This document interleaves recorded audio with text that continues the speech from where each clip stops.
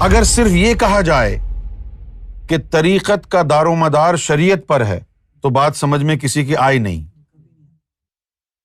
اب سمجھیں اس کو کہ شریعت سے طہارت نفس کی حاصل کرنی ہے، اس کے اوپر طریقت کی عمارت بنے گی۔ اگر آپ نے شریعت کے ذریعے نفس کی طہارت حاصل کی نہیں اور ابھی امامہ شریف اور بغل شریف کے بالوں کو کاٹنے میں ہی لگے ہوئے ہیں تو ساری زندگی اسی میں لگے رہیں گے، کبھی طریقت حاصل نہیں ہوگی۔ طریقت کے لیے کیا ضروری ہے؟ شریعت کا جوس نکالنا، شریعت میں سے طہارت نفس کا جوس نکالو، اس سے طریقت بنے گی۔ اگر صرف یہ کہا جائے کہ بغیر شریعت کے طریقت نہیں ہے تو کچھ سمجھ میں نہیں آتا۔ پھر لوگ کیا کرتے ہیں، ہاں جی یہی شریعت ہے، داڑھی رکھو، امامہ باندھو، مسلمان ہو جاؤ، بس بھائی یہی شریعت ہے۔ نہیں، شریعت سے حاصل کرنا ہے آپ نے کچھ۔ کیا حاصل کرنا ہے شریعت سے؟ تزکیہ نفس۔ اگر تو شریعت سے تزکیہ نفس نہیں کر سکتا تو نے شریعت اپنائی ہی نہیں۔ یہ جو کہتے پھرتے ہیں نا ہم شریعت کے ٹھیکیدار ہیں، ہم شریعت کے ماننے والے ہیں، ان کو قبر میں اترنے دو۔ ہاں جی شریعت کو فالو کیا تو نے؟ ہاں بالکل کیا۔ ثبوت دکھاؤ۔ ثبوت کیا ہے شریعت کا؟ طہارت نفس۔ قد افلح من تزکا۔ اگر آپ یہی سوچتے رہیں کہ بھائی شریعت کے بعد طریقت، خود بخود کبھی تو آئے گی نہیں وہ۔ آپ نے شریعت کا عرق نکالنا ہے، شریعت کا۔ یہ بڑے پتے کی بات ہے، لکھ لو، رائٹ اٹ ان گولڈ۔ یہ نہیں ہے کہ بھائی اب ساری زندگی جو ہے وہ آپ شریعت میں ہی لگے رہیں گے۔ ابے بھائی یہ تو بتاؤ شریعت سے حاصل کیا کرنا ہے تم نے؟ ابھی کسی ملا سے پوچھو نا جا کے، کتنے مولوی ہیں، پوچھو نا، ہاں جی بھائی شریعت پر عمل کیوں کرتے ہیں؟ بس جی اللہ کے رسول کا فرمان ہے۔ وہ تو ٹھیک ہے بھائی، آپ کو نہیں پتا۔ اب جیسے کھانا کھاتے ہیں، یعنی بچپن میں میرے ابا کہتے تھے کہ دودھ زیادہ پیا کرو۔ اگر میں ساری زندگی دودھ پیتا رہوں، لوگ پوچھیں بھائی تم دودھ کیوں پی رہے ہو؟ جی ابا نے کہا تھا۔ تجھے بھی تو پتا ہونا چاہیے کہ دودھ کیوں پی رہا ہے تو۔ ملا کو صرف یہی پتا ہے شریعت پر عمل کرنا ہے، ملا کو یہ نہیں پتا کہ کیوں کرنا ہے۔ اچھا چونکہ پتا نہیں ہے کیوں کرنا ہے اس لیے بس کر رہے ہیں۔ یہ ایسے ہی ہو گیا، کسی کو کہو بیٹا کام کیا کرو، اب وہ بندہ کام کر رہا ہے اور ایک مہینے بعد اس نے کہا جی پیسے کہاں ہیں؟ کہتا کون سے پیسے؟ تم کام تو کر رہے ہو۔ ہاں میں کام تو کر رہا ہوں، لیکن آپ نے یہ کب کہا تھا کہ پیسے بھی لاؤ؟ میں کام کر کے آ جاتا ہوں، پیسے تو لاتا ہی نہیں میں۔ تھپڑ مارے گا نا منہ پہ وہ کہ بے وقوف کام کس کے لیے کرتے ہیں؟ پیسہ بنانے کے لیے۔ ہاں یہ تو میں نے سوچا ہی نہیں۔ یہی حال مولویوں کا ہے، شریعت پر عمل کر رہے ہیں اور دنیا سے بھی کروا رہے ہیں۔ ان سے پوچھو کیوں کروا رہے ہیں؟ بس اللہ کے رسول نے فرمایا، جس طرح ابا نے کہا دودھ پیو، ہم پی رہے ہیں۔ تمہیں پتا ہونا چاہیے کہ شریعت پر عمل کیوں کر رہے ہو۔ کیوں پتا ہونا چاہیے؟ بھئی آپ کو جب پتا ہوگا کہ آپ کیوں عمل کر رہے ہیں تو پھر آپ کوشش کریں گے نا کہ جو آپ کا مقصد ہے شریعت پر عمل پیرا ہونے کا، اس مقصد کو حاصل کیا جائے۔ اب جب پتہ نہیں ہوگا تو بھئی ادھر ادھر۔ اصل وجہ یہی ہے کہ جب آپ کو یہ نہیں پتا تھا کہ شریعت پر عمل کرنا کیوں ضروری ہے تو آپ کو یہ بھی نہیں پتا چلا کہ جو شریعت پر عمل کرنے کا مقصد ہے وہ شریعت کے کون سے اصول اپنانے پڑتے ہیں اور کون سے چھوٹ بھی جائیں تو خیر ہے۔ جب آپ کو یہ پتا چل جائے کہ جو مقصد شریعت سے میں حاصل کرنا چاہتا ہوں وہ شریعت کے ان نقاط پر عمل کرنے سے حاصل ہو جائیں گے، اور یہ نقاط اگر چھوٹ بھی گئے تو خیر ہے۔ اور بدقسمتی کی بات یہ ہے کہ جن نقاط سے آپ کا مدعا حاصل نہیں ہوتا، آپ نے قوم کو ادھر ہی لگایا ہوا ہے، اور شریعت کے جن نقاط سے مقصد شریعت حاصل ہوتا ہے، نفس پاک ہوتا ہے، طہارت آتی ہے انسان کے اندر، اس کو آپ نے پس پش ڈالا ہوا ہے۔ کس کو نہیں پتا کہ نفس پاک کرو؟ قرآن کا حکم ہے۔ کون سا مسلمان نفس پاک کر رہا ہے؟ ان سے پوچھو تبلیغیوں سے پوچھو، سنتوں سے پوچھو، ہرے اماموں سے پوچھو، سفید امامے والوں سے پوچھو۔ قرآن کا حکم نہیں ہے کہ نفس کو پاک کرو؟ کامیابی کا راستہ نفس کو پاک کرنے میں ہے۔ قد افلح من تزکا، ہے نا؟ سب کو معلوم ہے، کر کیوں نہیں رہے؟ ان نقاط کے اوپر شیطان نے جمع کر دیا ہے جن نقاط سے مدعے شریعت کبھی حاصل ہوگا ہی نہیں۔ وہ نقاط کیا ہیں؟ امامہ رکھنا، داڑھی رکھنا، مسواک کرنا۔ ان سے نفس کہاں پاک ہوگا؟ او بھائی پہلے وہ سنتیں اپناؤ، پہلے وہ سنتیں اپناؤ جن سنتوں کے اپنانے سے آپ محمد رسول اللہ کے قریب چلے جائیں۔ پہلے قریب تو چلے جاؤ، شکل صورت ان جیسی بعد میں بنا لینا۔ اب دوبارہ اس نقطے کی طرف میں آنا چاہوں گا کہ جب یہ کہتے ہیں کہ بھائی شریعت کے بغیر طریقت نہیں ہے، اکثر لوگ یہ کہتے ہیں کہ یار پہلے شریعت کو تو اپنا لو، یعنی ساری زندگی ان کی شریعت میں گزر جاتی ہے، ان سے کوئی یہ پوچھے کہ بھائی کب تک شریعت اپنائیں اور کب طریقت میں جائیں، یہ ان کا صرف ایک ٹالنے کا انداز ہے، ٹال دیا۔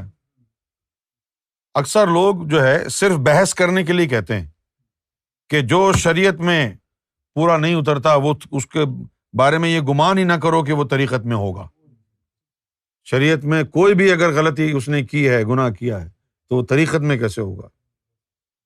تو اب سوال یہ ہے کہ جو طریقت شریعت کا درس دے رہے ہیں ان کی شریعت تو ختم ہوئی نہیں، ابھی 80 سال کے بڈھے ہو گئے وہ۔ تو معلوم یہ ہوا کہ ان کو خود پتہ نہیں ہے کہ طریقت کی ڈیمانڈ شریعت سے کیا ہے۔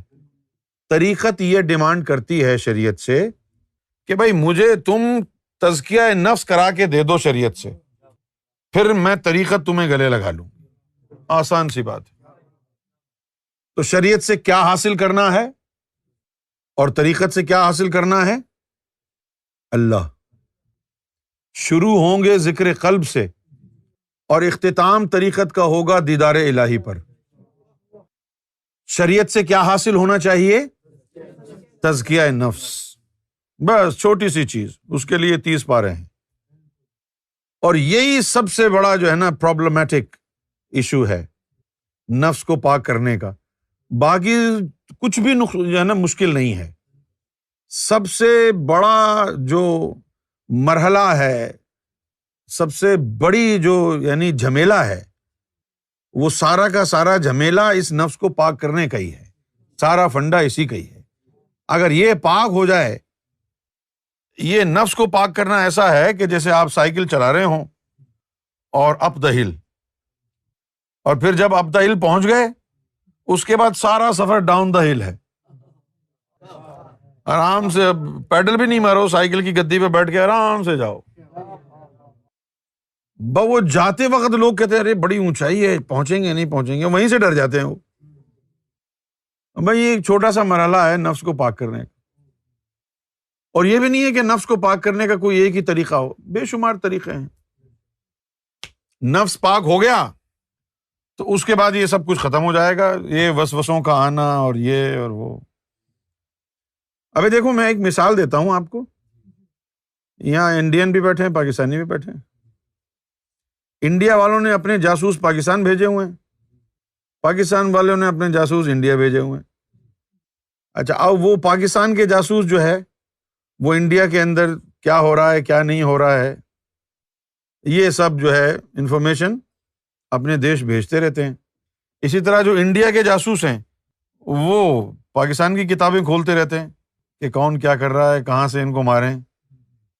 تو جس کا اسپائی نیٹ ورک زیادہ مضبوط ہوگا، کیونکہ ہر چیز جو ہے انفارمیشن کے اوپر ہوتی ہے، آپ کو پتہ ہی نہیں ہے کہ بھائی پاکستان کے حالات کیسے ہیں، لیکن اگر آپ کے اسپائیز وہاں ہوں گے تو بتائیں گے پاکستان کے حالات بہت برے ہیں، کر دو حملہ۔ اچھا اب جب جان لیا کہ پاکستان کے حالات برے ہیں پھر حملہ کیا تو کامیاب ہو جائیں گے۔ تو سارا دار و مدار اس کے اوپر ہوتا ہے۔ ہر ملک کی کوشش ہوتی ہے کہ اس کے ملک میں یہ جو جاسوس ہیں، یہ جو اسپائیز ہیں، ان کو پکڑا جائے۔ تو یہ جو کولڈ وار ہوتی ہے، پراکسیز جو چلتی ہیں، یہ ساری جاسوسوں کے اوپر چلتی ہیں، یہ جو اسپائز ہوتے ہیں. آپ سمجھ گئے ہیں اس بات کو؟ ہیں؟ ہاں. اچھا، یہ کولڈ وار پراکسیز. اب آپ نے آنا ہے کہ آپ کی اور شیطان کی بھی ایک کولڈ وار چل رہی ہے اندر. آپ پتہ ہی نہیں شیطان آپ کو کہ کہاں ہے. نہ شیطان آپ کو پرسنلی کبھی ملتا کہ اوئے میری تجھ سے دشمنی ہے، سنبھل کے چلنا. بولا کبھی اس نے؟ وہ پتہ نہیں کہاں بیٹھا ہوا ہے. اور کیا کیا ہوا ہے اس نے؟ اپنا جاسوس تیرے اندر بٹھایا ہوا ہے. شیطان کا جاسوس کیا ہے تیرے اندر؟ لطیفہ نفس. کیا بھیا تو بڑا انٹیلیجنٹ آدمی. میں بلا وجہ سمجھتا تھا کہ تم بڑے یعنی چالاک آدمی ہو. چالاک اور انٹیلیجنٹ میں فرق ہوتا ہے. اس نے اپنا جاسوس آپ کے اندر بٹھایا ہوا ہے اور آپ اپنے آپ کو پاک پوتر سمجھ رہے ہیں. اس نے جاسوس اپنا بٹھایا ہوا ہے.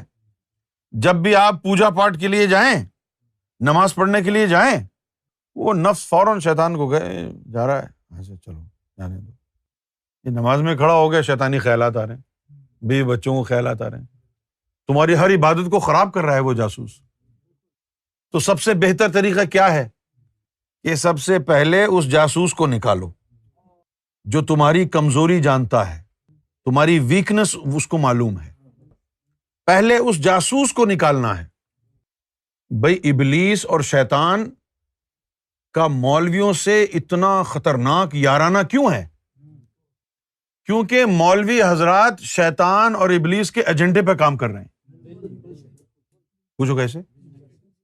وہ کہہ رہے ہیں نمازیں پڑھو، روزے رکھو، داڑیاں رکھو، امامیں رکھو. وہ جو جاسوس بیٹھا ہوا ہے اس کے بارے میں نہیں بتا رہے، ڈبل کراس کر رہے ہیں تم کو. ہاں بھائی ٹھیک ہے، تم نے ہمیں نماز میں تو لگا دیا، ہم کو ساری چیزوں میں لگا دیا، لیکن جب ہم گئے ہماری جاسوسی ہوتی رہی. یہ نفس پکارتا رہا شیطان کو، شیطان آتا رہا، ہماری نمازیں خراب ہو گئیں، ہمارے روزے بیکار ہو گئے، ہماری پوجا بیکار ہو گئی، سب کچھ ہمارا لٹ گیا، برباد ہو گیا. مولوی کبھی نہیں کہے گا تمہیں کہ نفس پاک کرو. کیوں نہیں کہے گا؟ بھائی شیطان سے اس کا معاہدہ ہے نا کہ اصل چیز کی طرف نہیں آنے دوں گا، میں ان کو لگا کے رکھوں گا روزہ نماز میں. اصل چیز کیا ہے؟ اس جاسوس کو پکڑنا. اور شریعت پر عمل کروا رہے ہیں، لیکن شریعت کا کیا کام ہے اس وقت؟ جیسا کہ وہ بکے ہوئے پولیس والے ہوتے ہیں نا، پولیس کی وین جو ہے گھوم رہی ہے محلے میں اور وہیں پر جو ہے جوا ہو رہا ہے. پولیس کی وین باہر کھڑی ہوئی ہے، پولیس والے باہر کھڑے ہوئے ہیں. ان کا جی تم چلاؤ جی، سٹا کھیلو خوب، جوا کھیلو خوب، اور جو بھی کرنا ہے کرو، بس ہمیں بھتہ دیتے رہو. آپ تو یہی کہیں گے نا کہ پولیس کا کام ہے کرائم کو روکے. پولیس تو پیسے لے کر کرائم کو جو ہے وہ یعنی اس کی صدارت کر رہی ہے. اور یہی کام مولوی شریعت کے ذریعے کر رہے ہیں. شریعت کی آڑ میں سارے غلط کام. سب سے اہم کام تیرا شریعت میں یہ ہے کہ تو شریعت کے ذریعے اپنے اس جاسوس کو باہر نکال، اس کو نفس کو پاک کر، تاکہ اس کا جو کانٹیکٹ ہے شیطان کے ساتھ وہ ختم ہو. جب تک باہر سے دشمن تجھے میسیجز کر کے، فون کر کے ہمارے خلاف کرتے رہیں گے، تو ہمارا دوست کبھی بھی نہیں بنے گا. اسی طریقے سے جب تک شیطان اور نفس کا تعلق ختم نہیں ہوگا، شیطان وہاں سے وسوسے بھیجتا رہے گا، تیرا دل خراب کرتا رہے گا.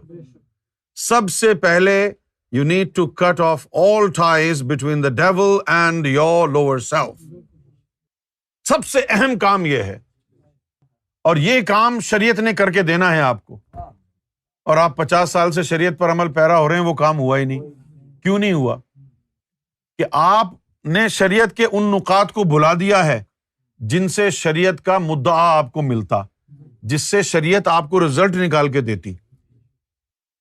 آپ ان کاموں میں لگے ہوئے ہیں شریعت کے کہ جن کاموں کو بعد میں کرنا تھا نفس پاک ہونے کے.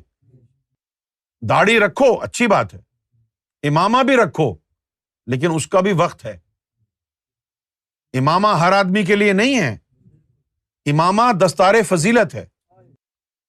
سب سے پہلے تو اس نفس کو پاک کرنا ہے. کیوں پاک کرنا ہے؟ تاکہ جو شیطان ہے نا وہ اس کے ذریعے کانٹیکٹ میں رہتا ہے، ہمارے اندر کی خبر رکھتا ہے شیطان، یہ جاسوس کے ذریعے ہمارے اندر شیطان کا ایجنٹ بیٹھا ہوا ہے، ہماری چغل خوری اس کو کرتا ہے. ہم اب کیا کر رہے ہیں، کہاں جا رہے ہیں، کیوں جا رہے ہیں، کیا کر رہے ہیں، سب کچھ اس کو بتاتا رہتا ہے اور وہ ہمیں روکتا رہتا ہے. تو جب ہم اس کے جاسوس اور اس کے درمیان یہ رابطہ کاٹ دیں گے، اب شیطان ہمارے قریب نہیں آ سکتا. بھائی دیکھو، آپ کا کوئی رشتہ دار جیل میں بند ہے تو آپ جیل جا سکتے ہیں اس سے ملنے کے لیے، قانوناً آپ کا حق ہے. اس کا رشتہ دار تمہارے اندر موجود ہے، شیطان کا رشتہ دار تمہارے اندر موجود ہے، اس کا حق بنتا ہے کہ تمہارے پاس آئے. یہ شیطان کا حق ہے کہ تیرے پاس آئے جب تک تیرا نفس امارہ ہے. شیطان اللہ کی اجازت کے ساتھ تیرے پاس آئے گا، تجھے تنگ کر سکتا ہے، گمراہ کرنے کی کوشش کر سکتا ہے. اور جس دن تیرا نفس پاک ہو گیا، شیطان سے تعلق ٹوٹ گیا، اب شیطان اللہ کو یہ نہیں کہہ سکتا کہ مجھے اس کے پاس جانے کی پرمیشن دو، تیرا تعلق ہی نہیں ہے، اب ڈیورس ہو گئی. ہم نے اپنے نفس کو جلد از جلد پاک کرنا ہے، تب تو ہم کہیں گے کہ ہاں ہم کو شریعت سے کچھ حاصل ہو گیا اور کچھ ایسا حاصل ہوا کہ جس کی وجہ سے اب ہم طریقت کی طرف جا سکتے ہیں. تو شریعت سے حاصل کیا کرنا ہے؟ تزکیہ نفس. اور اگر شریعت سے تزکیہ نفس حاصل نہیں کر سکتے، دیکھو دنیا میں ہر عورت کو تو کھانا بنانا نہیں آتا نا، تو یہ ریزن کہ بھائی اس بندی کو کھانا بنانا نہیں آتا میں اسے شادی نہیں کروں گا، یہ کوئی ویلڈ ریزن نہیں. کھانا بنانا نہیں آتا تو خیر ہے، شادی کر کے لے آؤ، ریسٹورینٹس ہزاروں کھلے ہوئے ہیں، باہر سے کھانا منگوا کے کھا لینا. ہاں ہم مانتے ہیں کہ یہ بیگم کا کام ہے کہ گھر میں کھانا بنائے، یہ بالکل درست ہے، لیکن اگر کمبخت کو آتا ہی نہیں بنانا تو پھر باہر سے منگوا لو. اب یہ بھوک ہڑتال پہ تو نہیں جائیں گے کہ جی بیگم کو کھانا بنانا نہیں آتا، ہم تو چوڑے میں مارے گئے، لہٰذا ہم بھوک ہڑتال پہ جا رہے ہیں، ہم کھائیں گے ہی نہیں. ایسا ہوتا ہے کیا؟ آپ باہر سے منگا لیتے. یہی بات میں کہہ رہا ہوں، اگر شریعت سے نفس پاک نہیں کر پا رہے